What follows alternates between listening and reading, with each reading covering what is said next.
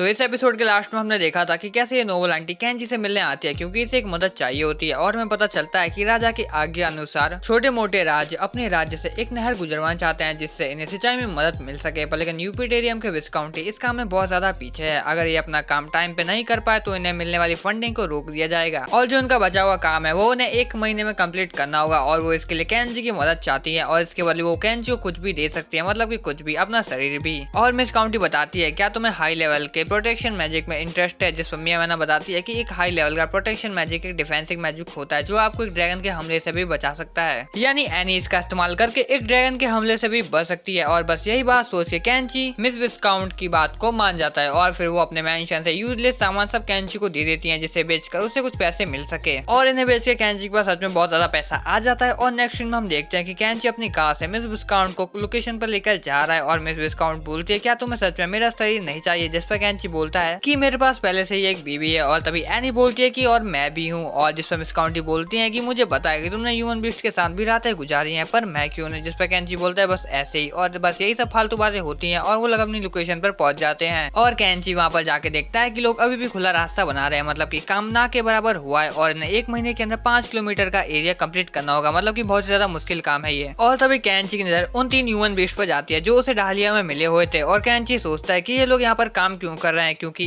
Bandits को हराने पर इन लोगों को काफी ज्यादा अच्छे पैसे मिले थे, जिस पर मयाले बताती है कि इन लोगों ने सारे पैसे उड़ा दिए हैं। लेकिन तभी वहाँ पर मिया मैना आ जाती है और जिसे देखकर ये तीनों लोग लट्टू हो जाते हैं और ये बात मयाले को बिल्कुल भी पसंद नहीं आती है। और तभी वहाँ पर वो मर्चेंट आ जाते हैं जिन्होंने इस रास्ते को बनाने का जिम्मा उठा रखा है और मिस विस्काउंट केंची को सबसे इंट्रोड्यूस करवाती है और कहती है कि ये अब हमारी मदद करने वाले हैं। और वो सब मर्चेंट अपने काम की रिपोर्ट मिस विस्काउंट को देते हैं पर लेकिन ब्रिमुला को उसके अंदर कुछ अजीब लगता है और वो उनसे कहती है कि सभी चीजों के दाम को ज्यादा ही बढ़ाए हुए हैं, जिस पर वो लोग बताते हैं कि चीजों को एक्सपोर्ट करवाने में बहुत ज्यादा पैसा लगता है। और तभी ब्रिमुला केंची से कुल्हाड़ी खरीदने के लिए कहती है और केंची कुल्हाड़ी को खरीद लेता है जिसकी क्वालिटी बहुत ज्यादा अच्छी होती है और वो मात्र 1 सिल्वर कॉइन में मिल जाती है। और ये देखकर वो मर्चेंट बहुत ज्यादा हैरान हो जाते हैं और मिस विस्काउंट बहुत ज्यादा खुश हो जाती है और उन लोगों से कहती है कि आज के बाद हम सारा सामान केंची से ही खरीदेंगे, जिस पर एक मर्चेंट बोलता है कि ये तो आपके मुताबिक एक मेज था ना। केंची बोलता है कि मैं मेज के साथ एक मर्चेंट भी हूँ, जिस पर वो मर्चेंट बोलता है कि आपको पता है ना कि हमें यहाँ पर थोगलन ने भेजा है। और थोगलन नाम सुन के केंजी को याद आता है कि ये वही बंदा है जो ब्रिमुला को परेशान कर रहा था और हमें पता चलता है कि थोगलन बहुत ज्यादा बुरा इंसान है जो अपने फायदे के लिए दूसरों का नुकसान करने के लिए एकदम तैयार रहता है और इसीलिए मिस विस्काउंट की तरफ से थोगलन को बहुत ज्यादा बात भी नोटिस आ चुका है। और नेक्स्ट सीन में हम लोग देखते हैं कि वो लोग 3 टब में ऑयल इकट्ठा कर रहे हैं और केनेची अपनी मशीन को समन कर लेता है और हमें पता चलता है कि इस मशीन को चलाने में बहुत सारा डीजल लगता है। और हम देखते हैं कि केंची उसी मशीन की मदद से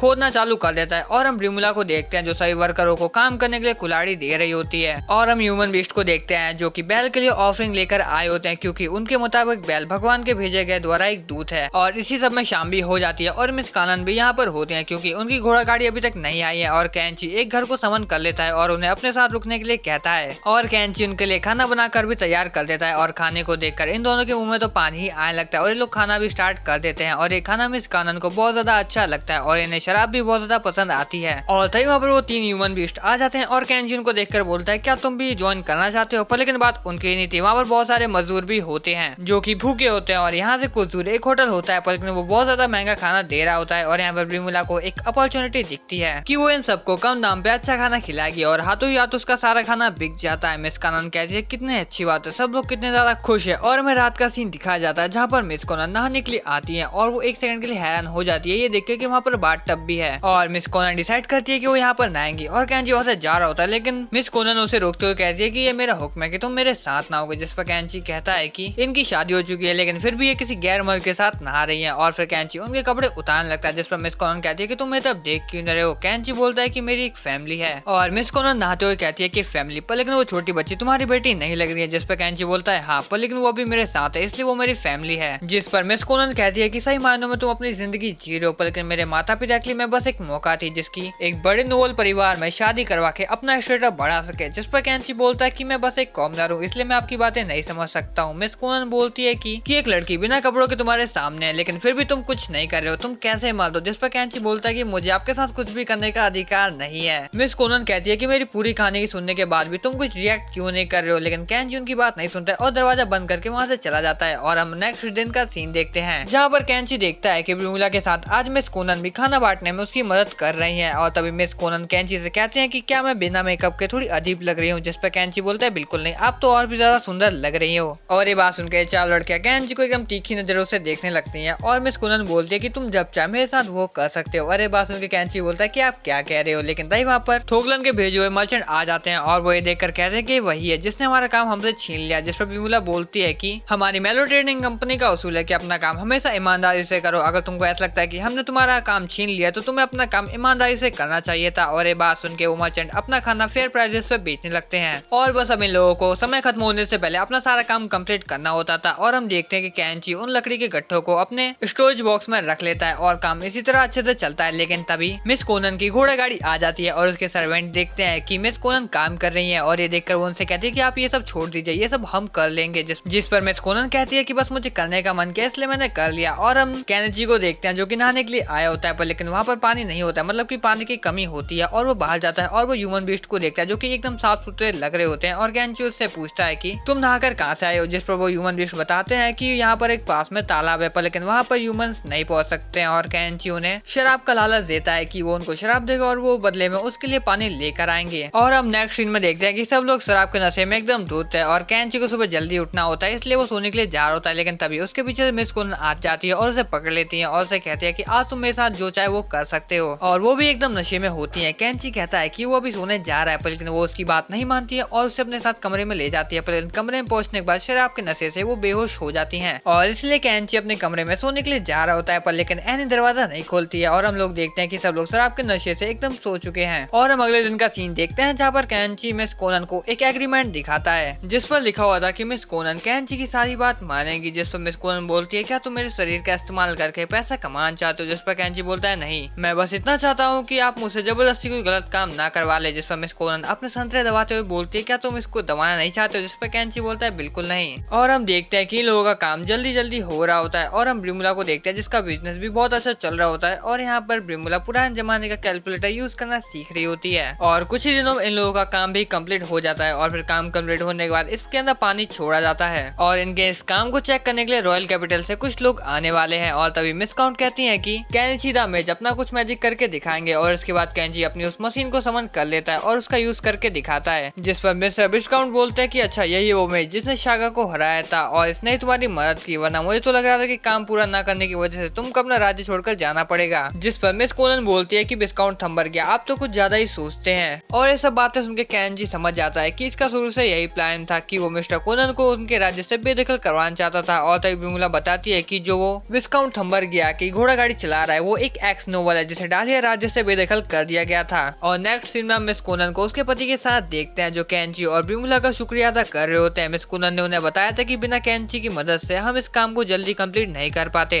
और इसीलिए वो कैंची के शुक्रगुजार है। और वो एक मांगा बुक निकालते हुए कहते हैं कि ये मिस ब्रिमुला की शॉप के ऊपर बिक रही थी, पर लेकिन मुझे इसके ऊपर कहीं भी पेंसिल के निशान नहीं दिखे, तो आपने इसे बनाया कैसे। और इसलिए कैंची उसे अपनी पेंटिंग मशीन दिखाता है और उसके लिए भी एक अच्छा सा चित्र बनाता है। और हमें पता चलता है कि मिस्टर विस्काउंट भी किताबें लिखते हैं और अब वो कैंची की मदद से अपनी किताबों को लोगों तक पहुंचा पाएंगे। और हमें पता चलता है कि फ्यूचर में ब्रिमुला इनके फाइनेंशियल खर्चों पर देख रेख करेगी, पर लेकिन ब्रिमुला के लिए काम बहुत ज्यादा हो जाएगा, इसलिए वो उनसे कहती है कि वो अपने पिता को भी यहाँ बुला सकती हैं। जिस पर मिस्टर विस्काउंट बोलते हैं तो बहुत ही अच्छी बात है, आपके पिता एक जानी मानी हस्ती हैं, उनके आने से बहुत ही अच्छा होगा, पर लेकिन उनके यहाँ आने से थोगलन को तकलीफ हो सकती है। जिस पर कैंची बोलता है तो आप अपनी पावर का इस्तेमाल करके उसे यहाँ से हटा क्यों नहीं देते हैं। जिस पर मिस्टर विस्काउंट बोलते हैं कि हमारे राज्य का बजट बहुत ज्यादा कम है, कि हमारे पास एक अच्छी सेना भी नहीं है, पर लेकिन मिस कोनन बोलते हैं कि पर हमारे पास कैनेची है। जिस पर कैंची बोलता है हाँ मैं इधर हूँ। और हम नेक्स्ट सीन में देखते हैं कि वो लोग अपने घर पर आ चुके हैं और उन्हें अपना रिवॉर्ड भी मिल चुका है, हाई प्रोटेक्शन ग्रिमवॉर्ड बुक। और हम कैंची को देखते हैं जो कि नहा रहा होता है और तभी वहाँ पर एनी आ जाती है जो उसके साथ नहाने वाली होती है, पर लेकिन तभी वहाँ पर ब्रिमुला आ जाती है और उसे रोक देती है और दोनों के बीच कैंची के साथ नहाने के लिए झगड़ा होने लगता है। और वो इसका सोल्यूशन रॉक पेपर सीजर खेल के करते हैं जिसके अंदर ब्रिमुला जीत जाती है और वो फिर कैंची के साथ आराम से चिपक कर नहाती है। और हम यहाँ पर एनी को देखते हैं जो कि अपने संतरे चेक कर रही होती है